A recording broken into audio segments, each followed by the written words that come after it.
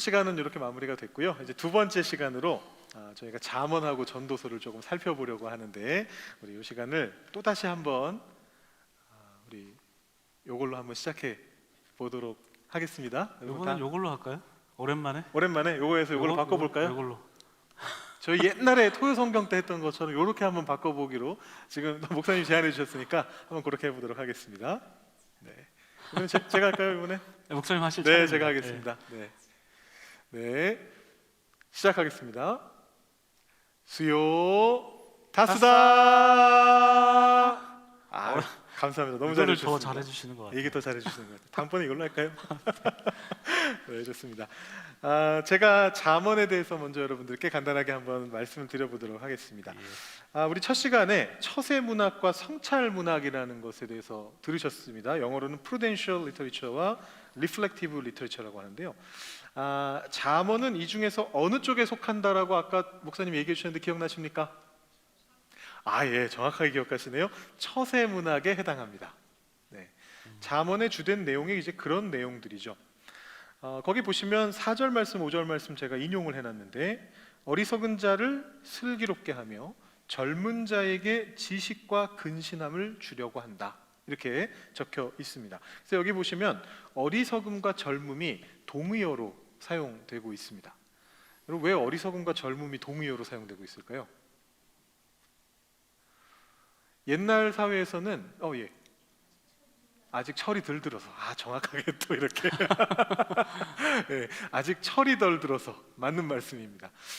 옛날 사회에서는 지식이라고 하는 것은 결국은 나이에 따라서 쌓여가는 것이었죠. 현대에는 조금 또 다르긴 합니다만, 시대가 너무 확확 바뀌다 보니까 조금씩 다르지만, 고대 사회나 최근까지도 사실은 나이가 들수록 지혜로워지는 것이고, 젊을수록 내용을 잘 모르니까 어떻게 내가 처세해야 되는지, 내가 어떻게 행동해야 되는지를 잘 모르니까 막 좌충우돌하게 되는 겁니다. 그래서 잠언은 젊은 자들에게, 삶의 경험이 부족하고 어리석은 자들에게 지혜로운 처세를 가르쳐 주고자 한다라는 내용을 이렇게 시작부터 딱 천명하고 들어가는 거죠. 잠언 1장 4절에서 이미 그렇게 천명하고 시작하는데, 그래서 이 잠언은 처세 문학에 해당한다라는 것이고요. 그럼 그 잠언이 말하고자 하는 처세술은 뭐냐? 물론 다양한 것들이 있습니다. 아주 많은 내용들이 있고요. 그런데 잠언만의 독특성은 뭐냐 하면, 고대 근동의 다른 처세 문학들과 비교했을 때 잠언이 가지는 독특성은 무엇이냐면, 그것이 여호와를 경외하는 데서부터 출발한다라는 것을 이야기하는 것이 잠언이 말하는 처세술의 독특성입니다. 이 내용은 제가 잠언 마무리할 때 다시 한번 말씀드릴 건데요. 그 괄호에는 여호와를 경외하는 마음으로 지혜롭게 행동하는 것이다, 이렇게 적어 놓으시면 될 것 같습니다. 잠언의 종류가 좀 있습니다. 6절 말씀인데요, 1장 6절 말씀을 보시면 잠언과 비유와 지혜 있는 자의 말과 그 오묘한 말을 깨달으리라, 이렇게 이야기하는데, 이 네 가지가 사실은 잠언의 종류에 해당합니다. 그래서 먼저 보시면 잠언이다라고 하는 건 뭐냐 하면, 삶의 경험과 교훈을 압축적으로 묘사한 것입니다. 그 앞에 괄호가 하나 있는데 뭘 집어넣으면 좋을까요? 삶의 경험과 교훈을 괄호 압축적으로 묘사한 것이다.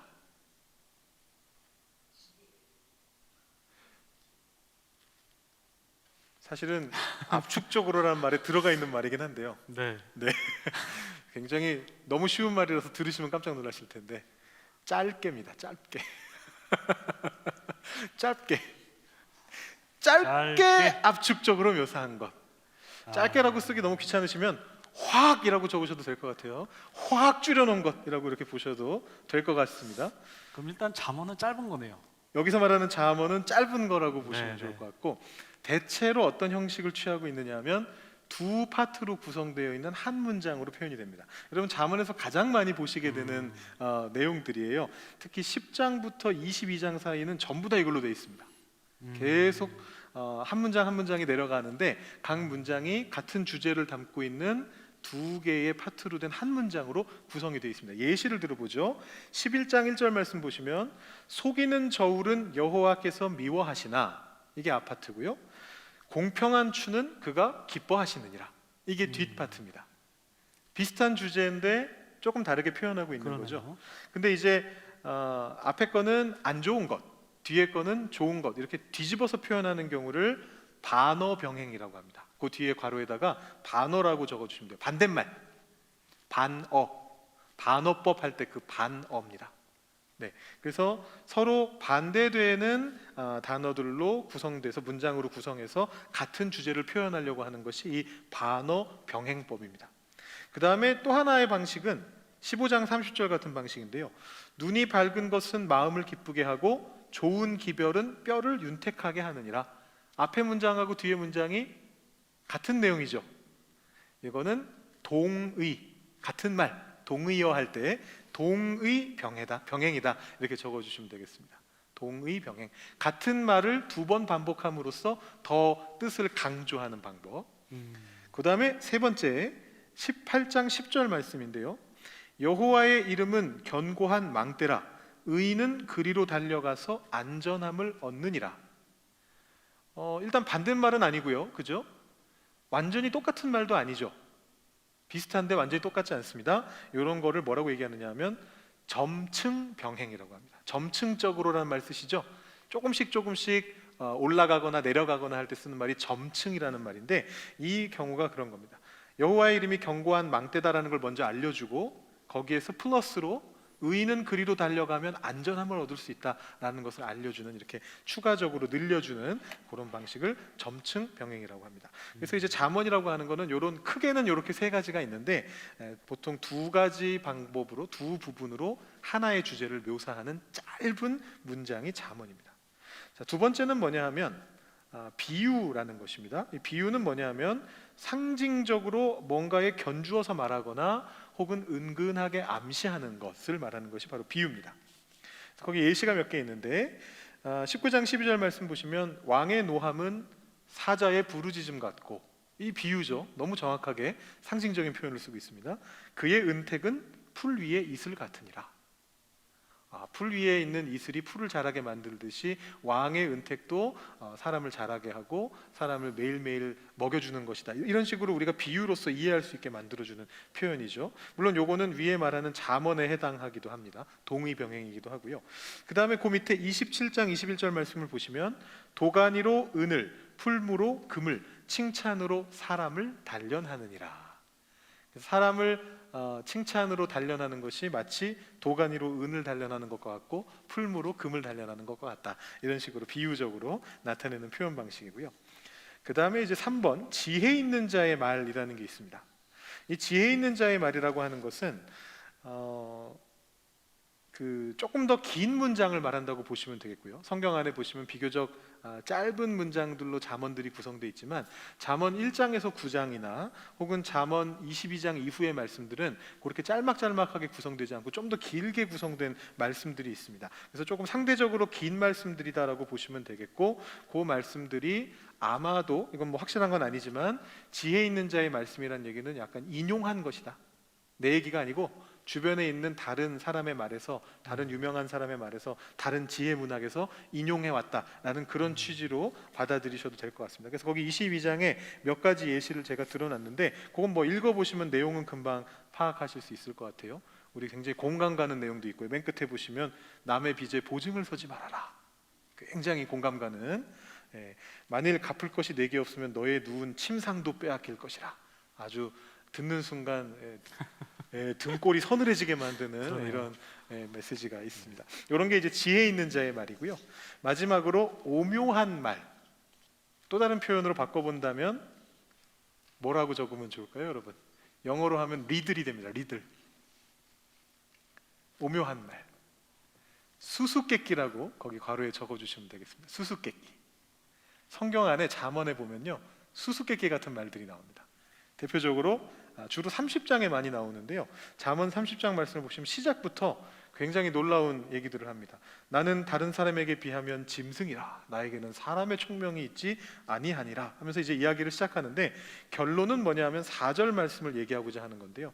하늘에 올라갔다가 내려온 자가 누군지, 바람을 장중에 모은 자가 누군지, 물을 옷에 싼 자가 누구인지, 땅의 모든 것을 정한 자가 누구인지, 그의 이름이 무엇인지, 그의 아들의 이름이 무엇인지 너는 아느냐. 요거를 전달하기 위해서 앞에 수수께끼 같은 말들을 이어가고 있는 이제 그런 식의 내용들인데, 우리가 이 내용들을 욥기에서도 좀 볼 수가 있죠. 이런 내용들이 잠언의 한 종류인 수수께끼, 오묘한 말에 해당하는 부분입니다. 잠언의 종류 간단하게 말씀드렸고요. 잠언의 이제 구조는 그냥 보고 넘어가시면 될 것 같아요. 아주 그냥 제가 간단하게 적은 건데 1장부터 9장까지는 지혜의 설교, 조금 긴 지혜 있는 자의 말씀들이 적혀 있고 10장부터 22장 16절까지는 아까 말씀드린 짧은 잠언들, 잠언의 가장 긴 파트고요. 잠언의 핵심이라고 볼 수 있고 짧은 두 개로 구성된 짧은 잠언들이 그 안에 들어가 있고요. 22장부터 24장까지는 지혜자들의 잠언이다 해가지고 그보다 조금 긴 말씀들을 좀 이렇게 모아놓고 있고 25장부터 29장까지는 히스기야 왕 때 묶은 솔로몬의 잠언이다 해가지고 다시 한번 좀 짧은 잠언들이 거기 다시 한번 언급되고 있습니다. 그리고 30장에 아굴의 잠언이 있고 31장에 르무엘 왕의 아버지가 아니고 어머니의 잠언입니다. 네, 르무엘 왕의 어머니의 잠언. 어머니가 가르쳐준 내용을 내가 적겠다라고 하면서 르무엘 왕이 하고 있는데 어머니의 잠언이다 이렇게 적으시면 되겠고요. 마지막으로 잠언의 신학을 한번 이미 제가 말씀은 드렸지만 다시 한번 정리를 해보면 그 출발점은 결국은 하나님의 창조 세계입니다. 하나님의 창조와 세상의 지혜로부터 시작을 합니다. 그렇기 때문에 꺼리낌 없이 뭐 이집트의 지혜 문학 다 가져옵니다. 하나님의 창조 세계에서 나온 귀한 지혜들을 다 가지고 왔습니다. 그리고 나서 그것을 삶 속에서 이 지혜를 어떻게 살아낼 것인가를 고민합니다. 나의 삶 속에서. 그리고 나서 그 이스라엘 민족의 삶은 결국은 하나님을 경외하는 것으로 도착하게 되는 것입니다. 그래서 괄호에 첫 번째는 창조, 두 번째는 삶, 마지막 괄호에는 경외라고 적으시면 바로 이 잠언의 신학을 우리가 완성시킬 수가 있습니다. 그래서 제가 거기 잠언의 신학을 잘 정리해 놓은 마지막 말씀으로 9장 10절 말씀 한번 적어놔 봤는데 우리 한번 다 함께 한번 읽어보시겠습니까? 잠언 9장 10절 말씀 목소리를 모아서 다 함께 외쳐주시면 제가 맡은 파트를 끝내고 전도서로 넘어가도록 하겠습니다. 네, 함께 외치겠습니다. 여호와를 경외하는 것이 지혜의 근본이요 거룩하신 자를 아는 것이 명철이니라. 아멘. 네, 감사합니다. 아멘. 여러분 피곤하시죠? 공부하는 게 참 유익하긴 한데 굉장히 피곤합니다. 그렇죠? 네. 제가 말씀드리자마자 이렇게 얘기하시면 제가 약간 좀 민망해지는데. 근데 참 유익했습니다. 아, 감사합니다. 제가 근데 이렇게 말씀드리는 이유가 있어요. 예. 전도서가 바로 이런 얘기를 하거든요. 아, 네, 그러네요. 그러고 보니까. 많이 배우는 거 좋아요. 네, 전도서 12장에 피곤해. 그런 얘기를 전도서에서 맞네요. 담고 있습니다. 네. 그래서 전도서는요, 여러분 그냥 편안하게 들으세요. 그냥 귀에 그냥 들리는 거는 그런 거보다 하시고 그냥 한 귀로 듣고 한 귀로 흘리셔도 괜찮습니다. 네. 어차피 많이 배우는 거는 네. 피곤하게 만들기 때문에. 네, 그게 전도서의 정신이죠. 전도서의 맞습니다. 정신입니다. 네, 맞습니다. 네. 전도서 한번 들어가 볼까요? 바로 들어가 보겠습니다. 6페이지입니다. 전도서. 전도서는 전도할 때 전도를 위해서 쓴 책이다. 맞다고 생각하시는 분 손을 들어서 표해 주시기 바랍니다. 아니죠. 전도가 아니라 정말 참된 지혜가 무엇인지, 인생을 성찰했을 때 정말 지혜로운 게 무엇인가를 이야기하는 책이 전도서입니다. 언제 쓰여졌을까요? 전도서의 기록 시기를 보시면 네. 많은 학자들이 이때 쓰여졌을 것이다라고 동의를 해요. 언제냐면 네. 포로기 이후 시대의 후기. 그러니까 포로 후기가 있는데 그때서부터도 후기. 굉장히 뒤네요. 굉장히 후기라고 볼 수 있습니다. 네. 그래서 약 BC 250년에서 200년 그 사이로 보고 있어요. 그런데 굉장히 아이러니한 것은 기록자가 솔로몬이네요. 솔로몬이 250년에 살았던 건가요? 그게 아니죠. 그래서 제가 가로쳐가지고 어느 한 지혜자라고 이렇게 부연을 해놨습니다. 네. 그러니까 거의 대부분의 학자들은 네. 이 전도서가 굉장히 후대에 쓰여졌을 것이다. 포로 후기에서 후기에 쓰여졌을 것이다라고 보고 있는데, 그래서 어느 한 지혜자가 썼을 것이다라고 보고 있는데, 그런데 왜 솔로몬이냐? 네, 네. 솔로몬의 그늘 안에서 써졌기 때문에. 그늘 아래서. 예, 그러니까 모세오경을 했을 때 모세오경을 모세가 다 쓴 게 아니잖아요. 네. 모세가 다 쓰고 나서 지난 시간에 말씀드렸다시피 에스라 시대 때 그것을 집대성했던 것처럼 네. 이 전도서도 마찬가지라는 거죠. 아, 그러니까 솔로몬 시대 때 어느 정도 했는데 네. 다 썼는데 그것을 후기 때 어떠한 전도자가 그것을 인용하면서 집대성했다라고 네. 그렇게 네. 예, 본 것입니다. 그래서 솔로몬이 썼다라고 보셔도 무방합니다.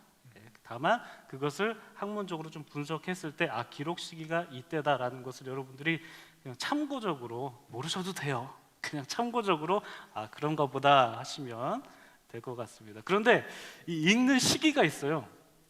굉장히 좀 아이러니한데, 네. 말씀드렸다시피 전도서가 굉장히 어떤 뭐라 그럴까, 인생의 허무함 이런 거를 이야기하는 책이 전도서잖아요. 근데 네. 언제 읽냐면 아주 잔치할 때 읽습니다. 그러니까 초막절, 가로에 이제 초막절 쓰시면 되거든요. 초막절은 굉장히 기쁜 날이잖아요. 네, 텐트 네, 치고 하나님께서 우리를 구원하셨다 막 이렇게 기뻐하면서 맛있는 것도 먹고 하는 절기가 바로 초막절인데, 이 초막절의 셋째 날에 네. 이 전도서를 읽는다고 그래요. 그러니까 네. 기쁨이 한창 물을 익었을 때 삶의 기쁨은 덧없는 거야. 참된 기쁨은 하나님께로부터 나오는 거야. 이따 결론 부분에 대해서 말씀을 드릴 텐데, 진짜 지혜로운 것은 아까 목사님께서 말씀해 주셨다시피 하나님을 경외하는 거다라는 네. 것을 네. 전도서에서도 그렇게 결론을 맺거든요. 음. 근데 이제 그 결론을 가장 기뻐하는 시기 때, 그러니까 초막절의 셋째 날에 가장 기뻐할 때 우리가 이렇게 정말 잘 먹고 잘 사는 것은 더 넘는 거야. 진짜 기쁨과 진짜 지혜는 하나님을 경외하는 거야 라는 것을 가르쳐주기 위해서 바로 이 초막절 셋째 날에 이 전도서, 허무하다 헛되다 네. 이런 거를 네. 읽는다고 합니다. 음. 그래서 중요 단어는 전도자를 코헬렛이라고 하는데, 그러니까 회중에게 말하는 사람입니다. 네. 그리고 헛됨, 헤벨이라는 거죠. 이 헤벨은 한숨, 헛것, 무의미하다 뭐 이런 뜻을 갖고 있습니다. 그래서 뭐 주요 구절 보시면 전도자가 이르되 헛되고 헛되며 헛되고 헛되니 모든 것이 헛되도다. 헤벨 네. 이렇게 됐다는 것이죠. 그런데 우리가 잘 알고 있는 인물 중에 이 헤벨이라는 이름을 갖고 있는 사람이 있습니다. 누굴까요? 아벨입니다. 아벨의 인생이 어땠습니까? 굉장히 허무하게 죽었잖아요. 형한테 돌 맞아 죽었잖아요. 네. 그래서 네. 이 허무한 인생을 좀 네. 상징적으로 표현한 이름이 바로 아벨이다라고 볼 수가 네. 있습니다. 자, 지혜란 무엇인가? 목사님께서 잠언을 통해서 네. 지혜에 대해서 아주 잘 설명해 주셨는데, 네. 전도서는 그걸 완전 뒤집어 버립니다. 뒤져버리죠. 제가 아까 말씀드렸잖아요. 지혜롭게 살아야 돼. 네, 네, 네. 하나님을 경외하면서 네. 정말 슬기롭게 살아야 돼. 그렇지만 그것을 위해서 막 공부하고 막 애를 쓰고 하는 것이 오히려 번뇌를 가져오기도 한다. 오히려 더 근심을 가져오기도 한다. 네. 그래서 삶의 어떤 허무함에 대해서 얘기합니다. 이 어. 전도서가. 그래서 제가 밑줄을 쫙 꺼놨는데, 지혜가 많으면 물론 좋기도 해. 그렇지만 번뇌도 많으니 지식을 더하는 자는 근심을 더한다. 이런 구조를. 저는 번뇌가 불교 용어인 줄 알았는데 성경에 이렇게 나오고 네, 있어요. 성경에도 이렇게 지혜가 많으면 번뇌도 많다. 그렇습니다. 이런 맥락을 갖고 있다라고 보시면 되고요. 이런 맥락 속에서 쭉 얘기하면서 제가 지혜가 많으면 요 밑줄친데 바로 밑에 문단을 보시면 제가 한번 좀 읽어볼게요. 인간으로 하여금 유한한 삶의 한계들을 인식하고 신중하게 행할 수 있도록 해주기 때문에 지혜라는 것이 약간의 가치는 있다고 인정합니다만, 그러나 지혜자나 어리석은 자에게 똑같이 죽음이라는 것이 닥치게 된다. 누구나 다 죽는다. 죽음 앞에서는 똑같다. 똑같다. 지혜 있는 자나 없는 자나 네. 똑같다. 그래서 이 전도서에는 죽음이라는 것에 대해서 좀 집중하는 면이 있습니다. 그래서 밑에 소제목을 또 보시면 전도서와 죽음이라고 기록이 되어 있습니다. 네. 사람이 죽음을 인식하게 되면 세상을 어떻게 바라보게 될까요? 목사님 어떠세요? 어떤 눈으로 바라보실 것 같으세요? 관조적인 시선으로. 관조적인 시선. 되게 어려운 말인데요. 관조적인 시선? 관조적이다 이런 예. 표현 쓰지 않나요? 쓰긴 쓰죠. 네. 네. 이렇게 말 그대로 이렇게 돌아보면서 회고하면서. 네. 네. 그래서 목사님은 확실히 좀 뭔가 이렇게 긍정적인 분이신 것 아 같아요. 그래요? 더 부정적인 건가요? 부정적인 거죠. 어, 사람이 죽음을 인식하게 되면 네. 인생 뭐 있나 이런 생각하게 되면서 세상을 비관적으로 아 바라보게 돼요. 비관적으로. 그래서 비관적인 눈으로 세상을 바라보게 됩니다. 그러니까 그런 분위기가 이 전도서 안에 깔려 있어요. 그렇지만 결론은 하나님을 경외하는 건데 그 과정에서 이제 비관적으로 세상을 바라보는 내용이 전도서 안에 담겨 있습니다. 관련 구절 보시면 되시고요. 근데 심지어 세상을 비관적인 것으로 바라보는 것에 더 넘어가서 네. 삶을 네. 혐오합니다. 혐오. 네. 혐오까지 갑니까? 학자들의 표현이에요. 네. 그러니까 삶을 혐오하는 내용이 전도서 안에 담겨 있어요. 한번 성경 구절 읽어볼까요? 전도서 2장 16절부터 17절까지인데요. 목사님 한번 제가 읽어볼까요? 읽어주시겠습니까? 지혜자도 우매자와 함께 영원하도록 기억함을 얻지 못하나니 후일에는 모두 다 잊어버린 지 오래일 것임이라. 오호라 지혜자의 죽음이 우매자의 죽음과 일반이로다.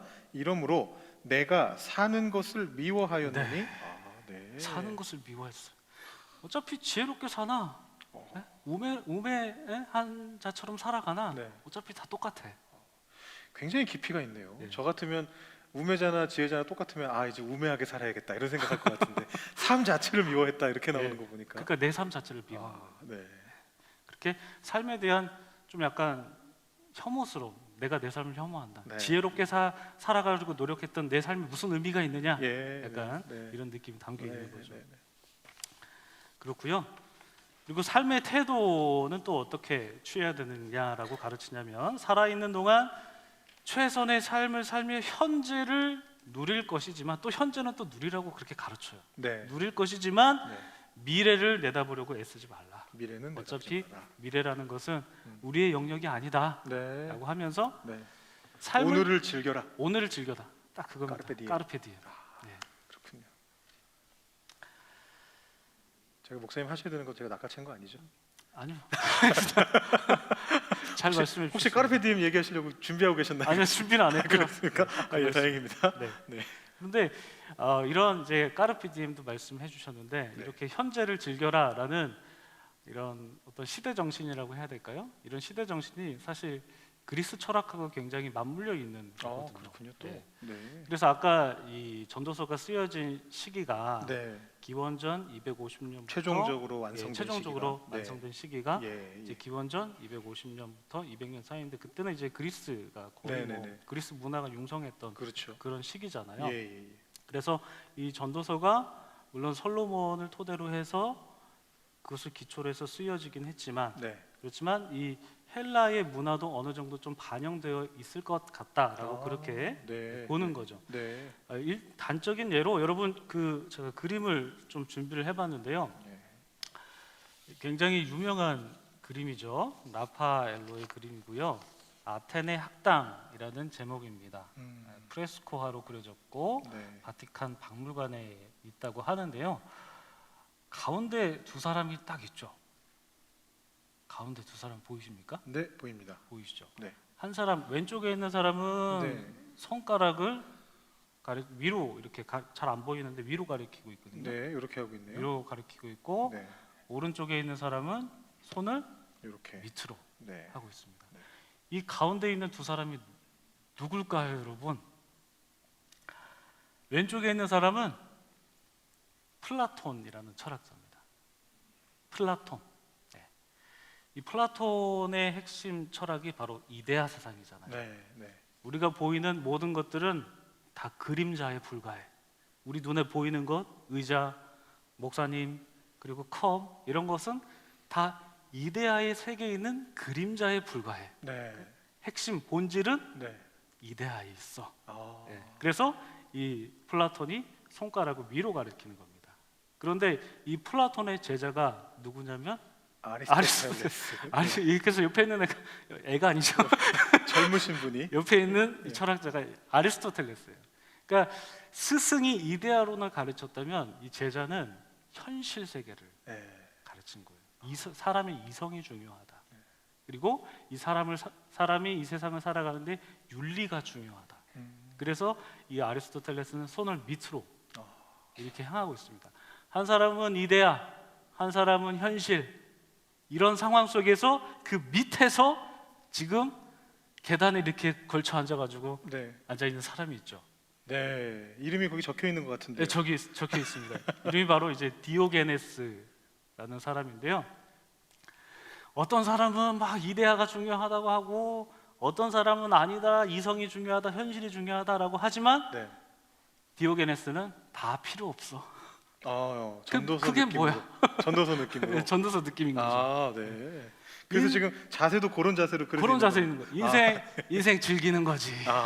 뭐가 삐딱하게 이렇게 삐딱하게. 누워가지고. 네. 네, 그런 느낌이 사실 이 전도서에 반영이 되어 있거든요. 네.